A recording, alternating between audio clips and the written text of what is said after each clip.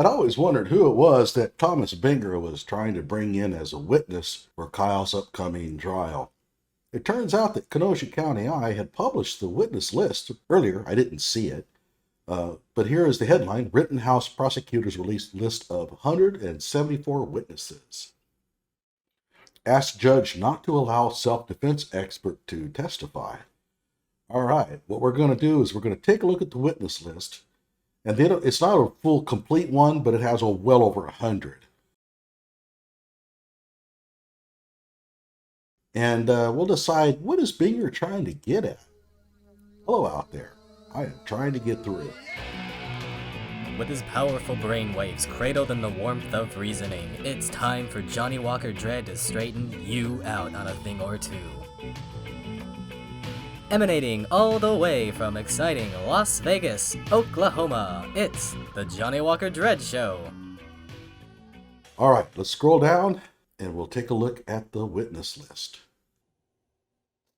And we have on the left about 43 officers from the Kenosha Police Department. 43.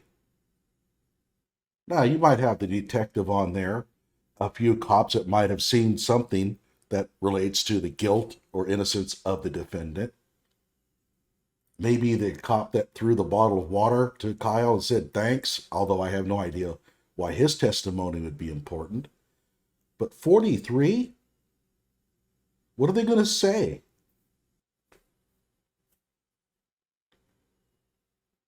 He's got a couple of officers here from the Caledonia Police Department. That's a little town north of Racine. I have no idea what their involvement is. A couple of people from the hospital. I think all they can testify is that, yeah, when he shot Joseph Rosenbaum, they brought him in and he was badly shot. We have 7 officers from West Allis Police Department. Well, that's where Gage Grosskreutz is from. Why would they be involved in this? I have no idea. A couple people from Joint Services. Is that usual? Joint Services would be the people that handle the evidence as it comes in from the lawyers as part of the discovery. I'm guessing.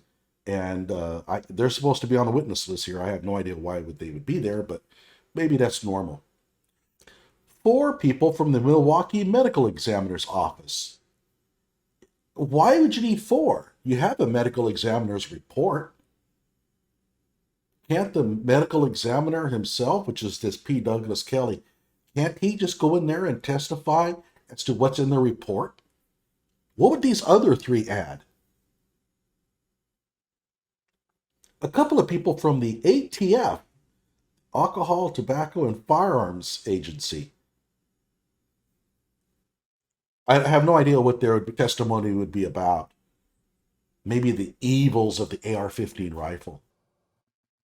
Deputy Miller from the Sauk County Sheriff's Department. Officer Sturma from the Milwaukee Police Department.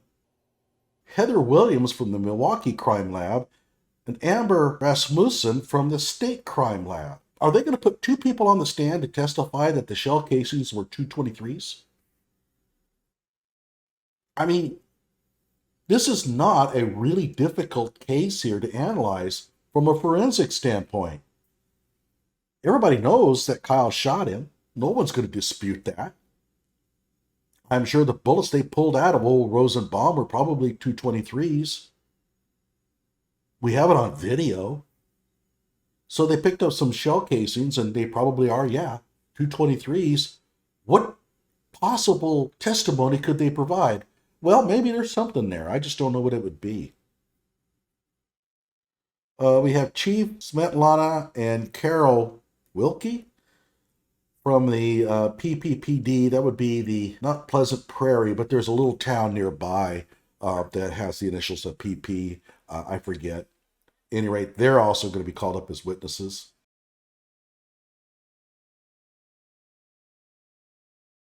We have Officer Nowostarsky from the Antioch Police Department, and obviously he's going to be testifying about Kyle's testimony when Kyle turned himself in. That one there is reasonable. Then we have 7 people from the FBI. 7 special agents are going to testify in this trial. About what? Now you think, well, what about that drone footage? What do you need 7 people for? I don't even know if you need 1. And of course, they're all getting paid while they're testifying. Oh, I forgot, over on the bottom left, Josh Martin from the Kenosha Fire Department is going to be there.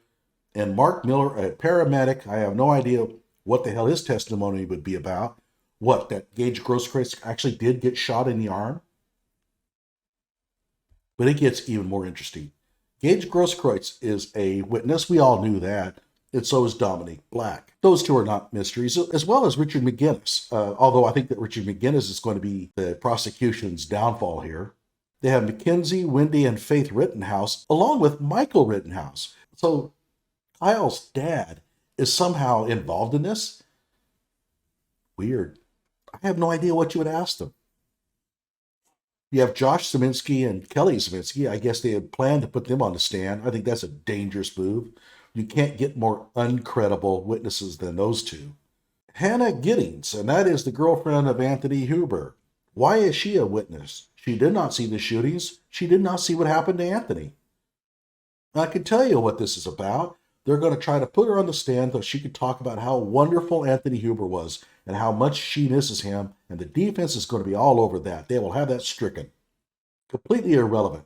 We have 2 people with the same name, Mark Giorino, or Guarino, or something like that.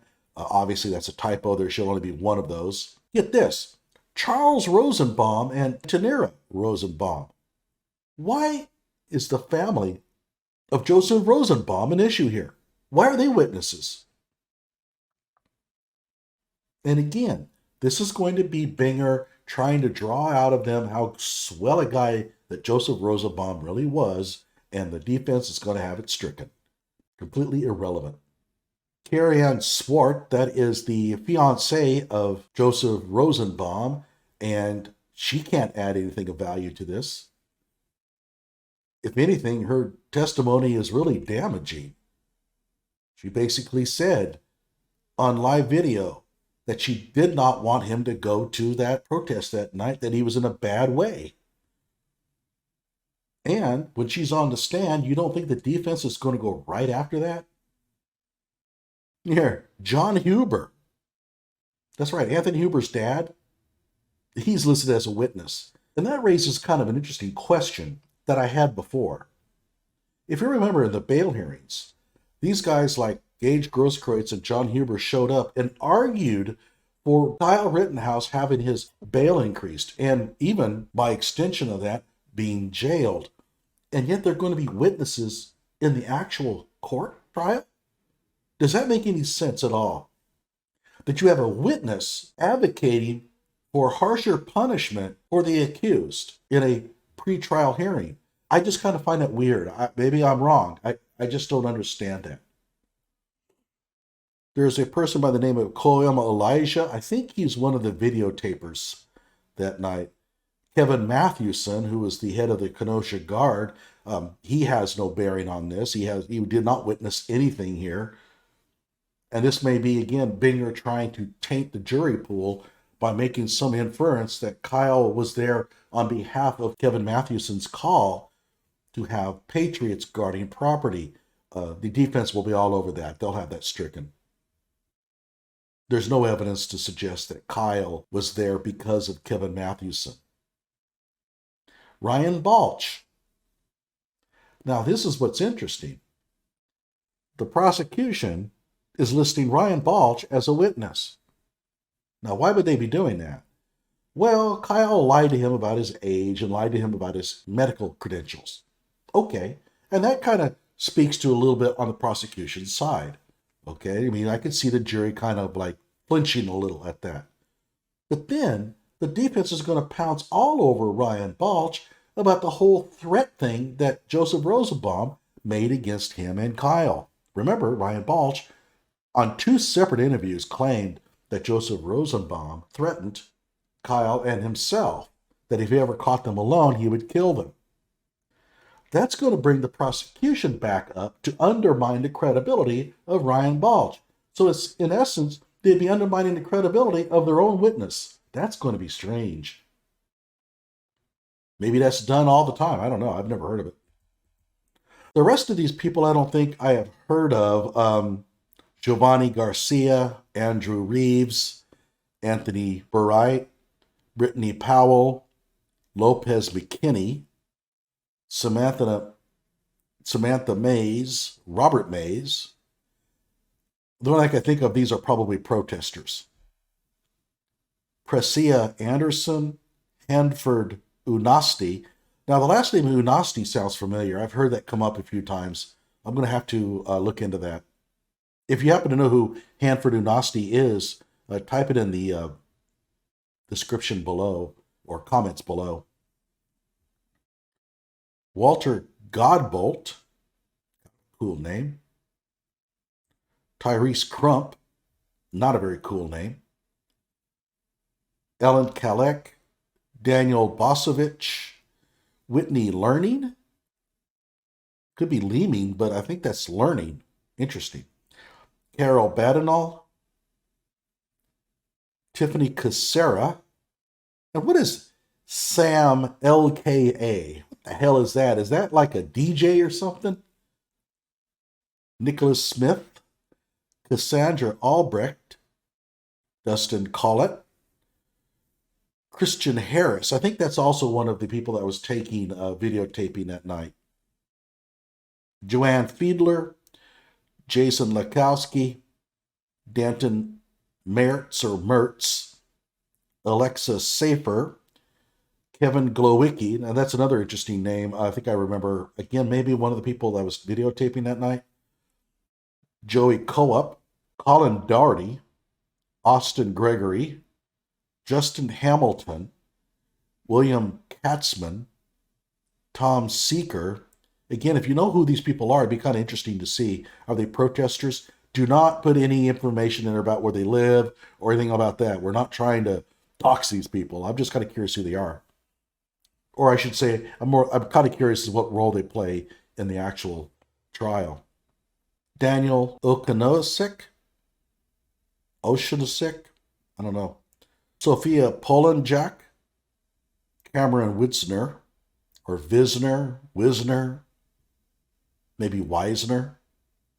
Bijou Dupriest, or Bio, I don't know.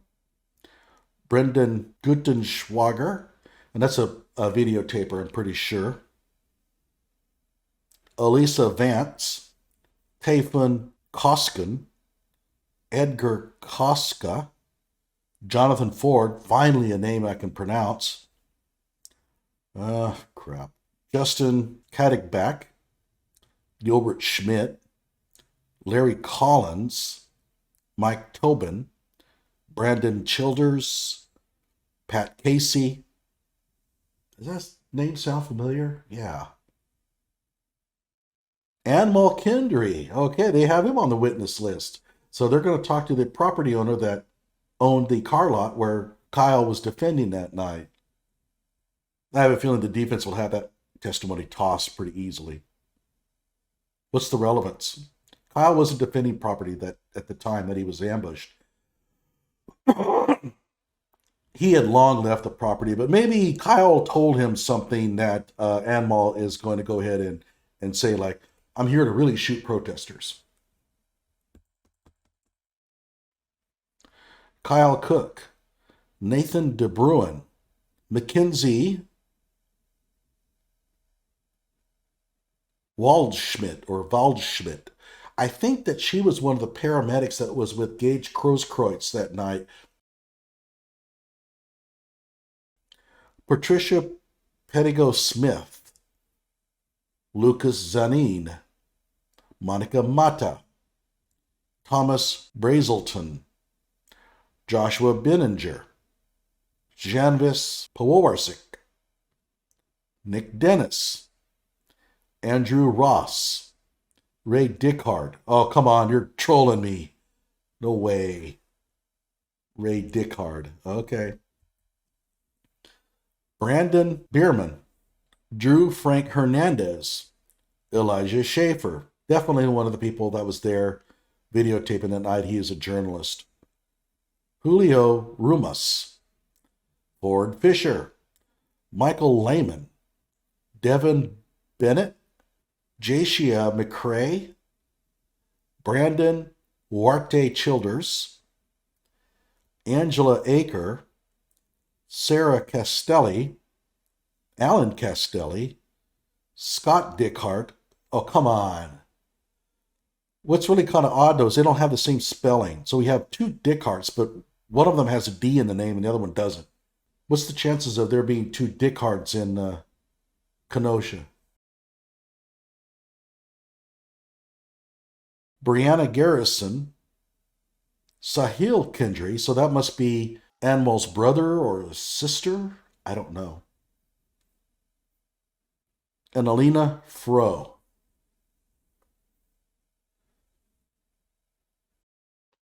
So I added it up. If you take 10 minutes per witness, it comes out to 29 hours of testimony. Now, if you'll remember, the judge kind of got pissed off at Thomas Clair Binger because of this lengthy list of witnesses. And Thomas Clair Binger promised to cut it back to 27, which kind of raises the question. If you were able to cut it back to 27, why did you need 174 in the first place? Now, there is a rumor out there that Thomas Clair Binger has now raised it back up to 181 and has promised that it may even get bigger. Don't know if that's true or not. If you've heard anything, let me know. But what does this all mean? Okay, when looking this thing over, it looks to me like Thomas Clair Binger is trying to push for what we would call a classic smear job. The witnesses that he's rounded up here are more about slandering Kyle's character than really getting to the guts of whether Kyle was guilty or not. For example, Hannah Giddings. What does she bring to the table in terms of establishing the guilt of Kyle Rittenhouse? The answer is nothing. Her job is going to be to bolster the reputation of her boyfriend and therefore to make Kyle look even meaner than he was before. All these officers from the police department, they're getting paid. They're going to go in and testify. They're getting paid for all this. This is going to cost a lot of money.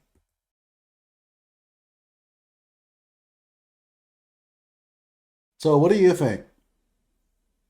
Like my video, subscribe to my channel.